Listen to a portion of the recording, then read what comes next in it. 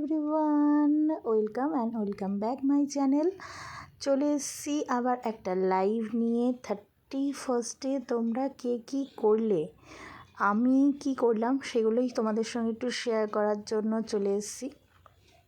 তো 31st আমি বাবার সঙ্গে ডেটে গিয়েছিলাম বলা যেতে পারে। অ্যাকচুয়ালি বাবার শরীরটা অনেক দিন ধরেই খারাপ ছিল, খুব একটা ভালো ছিল না। তো ডাক্তারের কাছে নিয়ে গিয়েছিলাম। দেন ডাক্তার অনেকগুলো টেস্ট দিল, টেস্ট করিয়ে তারপরে খুব খিদে পেয়ে গিয়েছিলো, লাঞ্চের টাইম হয়েছিল। তো বাবাকে বললাম চলো লাঞ্চ করতে যাই।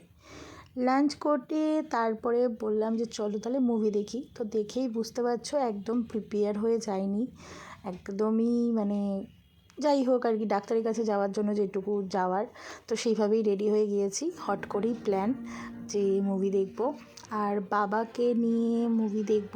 যেই সিনেমাই দেখি না কেন বাবাকে একটু স্পেশাল ট্রিট তো দিতেই হবে। তো সেই অনুযায়ী সেরকম ভিআইপি সিট বুক করে বাবা তো খুবই খুশি।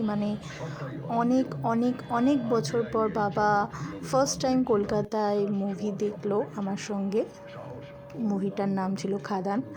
তো সেটাই তোমাদের সঙ্গে একটু শেয়ার করব, মুভিটাও কেমন ছিল আর কেমন কাটালাম বাবার সঙ্গে দিনটা।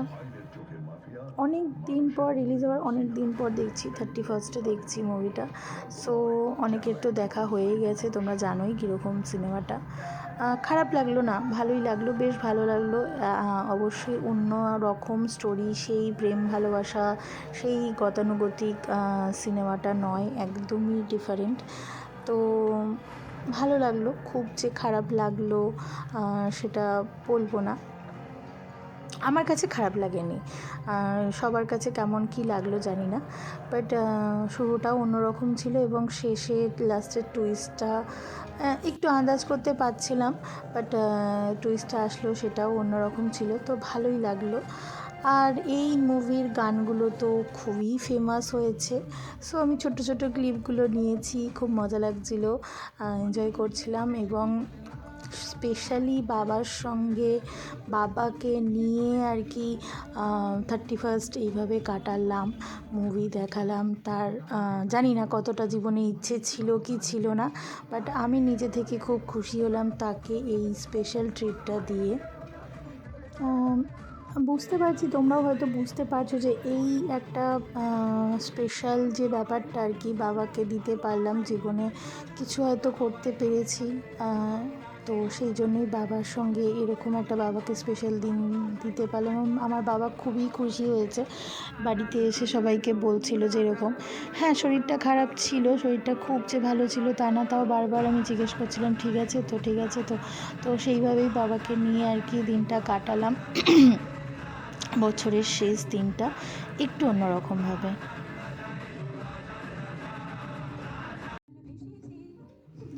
এই গানটা তো তোমরা শুনেইছো, খুবই ফেমাস হয়েছে, এখন সবাই করছে গানটা। বাট হ্যাঁ, সত্যি খুব সুন্দর গানটা, ভালোই লাগলো। কিন্তু ব্যাপারটা যে এরকম হবে গানটা শুনে বুঝতে পারিনি, স্টোরিটা যে এরকম হবে, দেব ডবল হয়ে যাবে, দেবের বাবা দেব হবে বা যাই হোক, এরকম ব্যাপারগুলো একদমই গানগুলো শুনে বুঝতে পারিনি। হ্যাঁ, আমি কোনো রিভিউ বা কিছুই দেখিনি, শুধু গানগুলো দেখে ইচ্ছা হচ্ছিলো যে না, অ্যান্ড ট্রেলারও দেখিনি। জাস্ট মনে হচ্ছিলো যে না, মুভিটা একটু দেখতে যাই, দেখা দরকার, ইচ্ছে হচ্ছিলো। এতদিন পর একটা মনে হচ্ছিলো যেন দেবের ভালো একটা সিনেমা বেরিয়েছে। তো যাই হোক, অন্যরকম একটা সিনেমা করলো দেব, ভালোই লাগলো। তো তোমাদের কেমন লেগেছে তোমরাও জানিও, যারা যারা দেখেছো। আর তোমরা 31st কে কীরকমভাবে কাটালে অবশ্যই জানিও। তো সিনেমা দেখতে দেখতে পপকর্ন খাবো না সেটা তো হতেই পারে না, তো পপকর্নও হাজির, ঠিক আছে। খুব মজা হচ্ছিল, এই জিনিসগুলো করে খুব মজা হচ্ছিলো আমার, জানি না তোমাদের কেমন লাগে। তো লাস্টের এই টুইস্টটা যারা যারা দেখোনি তাদের জন্য দিস ইজ দ্য স্পয়লার। ওকে। তো এইভাবেই আমার 31st গেল এবং তারপরে সন্ধেবেলায় একটু ঘুরতে বেরিয়েছিলাম। সেটা তো লাইভে তোমাদের সঙ্গে এসেইছিলাম, কী করেছি না করেছি দেখেইছো। আর সবথেকে স্পেশাল যেটা আমার 31st হয়েছে সেটা হলো গিয়ে আমি 31st নাইটে পুরো একা ড্রাইভিং করেছি। অনেক দিন ধরেই শিখছিলাম, তো বাট অবশ্যই পাশে ট্রেনার ছিল। ফার্স্ট টাইম একা ড্রাইভিং করলাম রোডে। তো এক্সপিরিয়েন্সটা আমার কাছে অ্যামেজিং ছিল।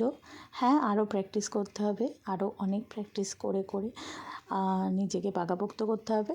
তারপরে কে কে যাবে আমার সঙ্গে ড্রাইভিংয়ে একটুখানি কমেন্ট করে জানিও। সবাই ভালো থেকো অ্যান্ড হ্যাপি নিউ ইয়ার। সবাই ভালো থেকো, টাটা।